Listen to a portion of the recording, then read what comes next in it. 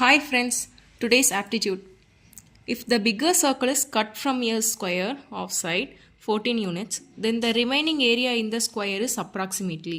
என்ன சொல்லியிருக்காங்க அப்படின்னா ஒரு ஸ்கொயரில் ஒரு சர்க்கிள் பீஸ் மட்டும் நம்ம கட் பண்ணி எடுத்தால் ரிமைனிங் இருக்க இந்த ஸ்பேஸ் ஏரியா எவ்வளோ அப்படின்னு சொல்லி கேட்டிருக்காங்க. நம்ம இந்த ஸ்கொயருக்கு ஏபிசிடின்னு நேம் கொடுக்குறோம். ஏபிசிடின்னு நம்ம நேம் கொடுக்குறோம். அப்போ இதில் என்ன சொல்லியிருக்காங்க அப்படின்னா ஒரு சைடோட யூனிட் வந்து 14 யூனிட்ஸ் அப்படின்னு சொல்லிட்டாங்க. அப்போ எல்லா சைடு ஸ்கொயர்னால் எல்லா சைடும் 14 இருக்குமா?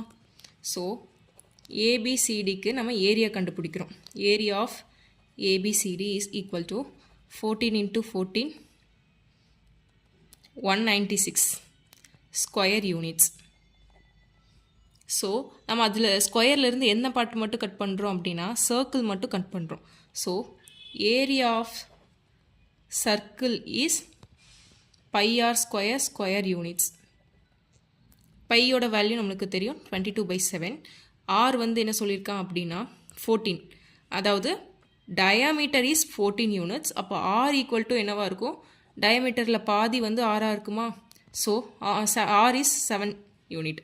So 7 × 7, 7 cancel, 22 × 7 154.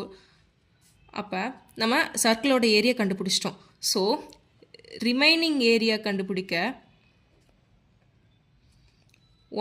அதாவது ஸ்கொயரோட ஏரியாவிலேருந்து சர்க்கிளோட ஏரியாவை மைனஸ் பண்ணால் ரிமைனிங் ஏரியா கிடச்சிருமா? அப்போது 196லேருந்து 154 மைனஸ் பண்ணால் அப்படின்னா 42 units. So the answer is 42 square units. Thank you.